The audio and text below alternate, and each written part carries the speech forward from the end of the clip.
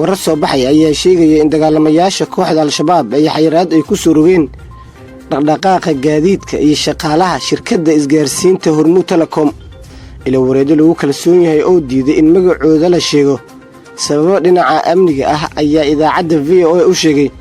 in maleeshiyaadka al-shabaab ay joojiyeen dhaqdhaqaaqaas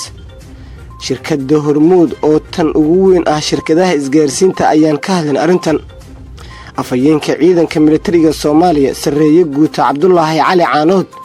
ayaa dhawaan sheegay in al-shabaab ay magaalooyinka ay ka jareen isgaarsiinta iyo biyaha marka ay ka sii baxayaan hase yeeshee waxa uu intaasi ku darin adeegyadaasi markiiba dib loogu soo celiyay deegaanadaas mid ka mid ah khubarada Soomaaliya darista ayaa isna sheegay in al-shabaab ay diidan yihiin in isgaarsiinta ay gaarto deegaanada ay ka qabsadeen dawladda Soomaaliya iyo dadka deegaanka taasina ay sabab u tahay inay xayraan shaqaalaha iyo baabuurta shirkadda inay u safraan deegaanadaas al-shabaab ayaa dhowrkii bilood ee tagay waxaa gacantooda ka baxay deegaano badan iyada oo kooxda laga saaray gobollada Hiiraan Shabeellada Dhexe dawladdana ay qorsheynayso in dagaalka ay ku sii faafiso gobollo kale dhinaca kale ciidanka dawladda Soomaaliya ayaa maanta ku wajahan magaalada Galcad ee gobolka Galgaduud dhaqdhaqaaqa ugu dambeeyay ciidanka ayay saacadihii la soo dhaafay wixii ka wadeen deegaanka Galibaax waxaana ciidamada la sheegay inay ku wajahan yihiin magaaladan Galcad oo ah mid istiraatiiji ah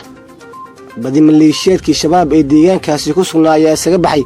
iyada oo la filayo in ciidanka saacadaha soo socda halkaasi ay tagayaan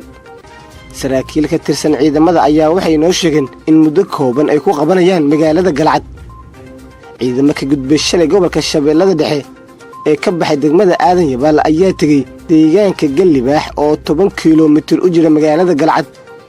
gulufka ka soconaya Shabeellada Dhexe iyo Galgaduud ayaa sii xoogeysanaya waxaana badi maleeshiyaadkii shabaab ay isaga baxeen deegaanada haatan gulufka uu ku wajahan yahay